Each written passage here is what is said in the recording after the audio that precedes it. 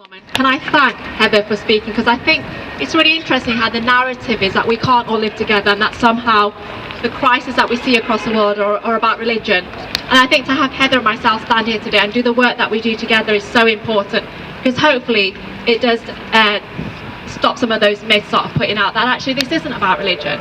What we saw in London was nothing to do with religion, had nothing to do with anything but hate and about the fear that people are seeing, the wars that people are seeing across the world. And so we have to be very clear about that. And so for that reason, I'd like to say, Heather, it's really good that you always do come to these events. I know it's not easy and there's lots of events that you get asked to do, but I know every time Stand Up to Racism does ask you to come, if you're able to, you do come and say a few words.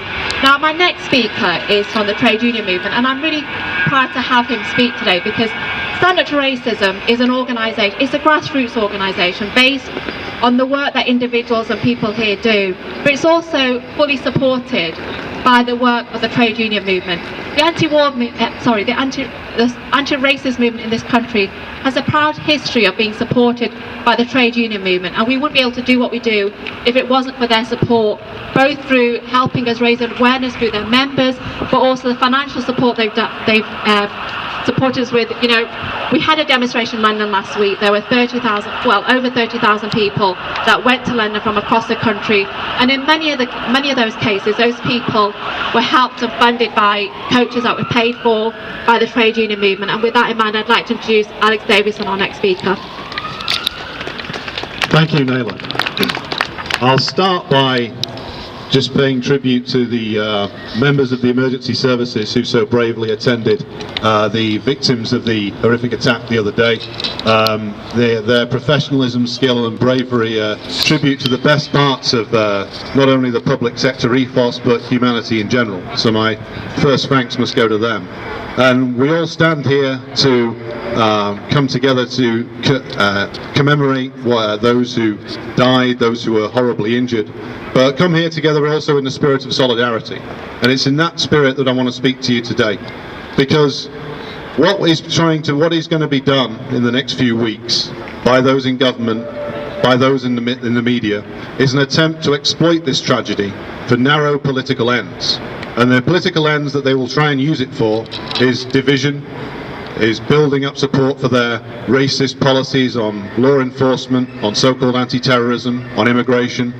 And that is something that we in the trade union movement must stand ready to oppose. We stand ready to oppose any attempt, be it by the fascists in Britain first or the barely closeted racists in the Conservative Party, to use this tragedy to further their agenda of hatred and division, to further their reactionary agenda. And that is why we also stand against any attempt to use this to further attack our democratic rights. We saw all the way through the last decade, from September the 11th onwards, how every terrorist outrage was used by the new Labour government and now the Tories to justify more repressive legislation, more anti-immigrant legislation, more racist rhetoric in the newspapers, and more division on our streets. And that is something that I'm proud to say that the trade union movement stands opposed to. We stand in the best traditions of trade unionism and socialism, of saying that solidarity will overcome division, that solidarity will overcome hatred, that solidarity will overcome repressive measures no matter which government takes them.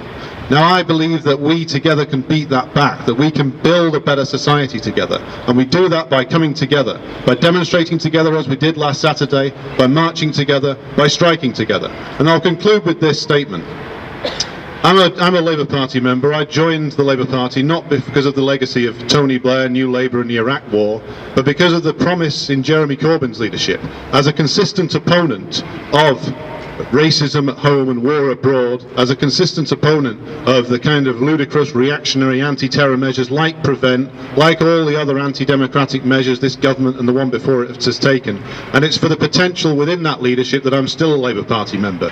And I'm committed, as are many of us, to opposing any attempt to bring back the wretched new Labour years within the Labour Party, to opposing in the party and in the wider movement any attempt to return to that foul reactionary era of racist measures measures proudly passed by the likes of David Blunkett.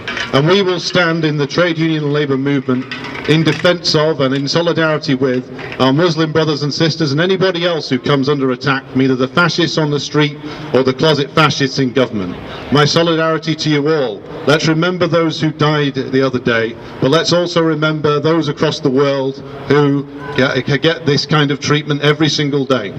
People in Yemen, people in Syria, people in Iraq, for whom this is just one day. Maybe sometimes it's even just 1 hour. And as an internationalist, I say that it's not just one person in one country's death that diminishes me, to quote the old poem by John Donne. It is everybody's death in every country, where no matter who they are or where they are, diminishes me, because I am involved in the human race. Solidarity, peace, and victory together. Thank you.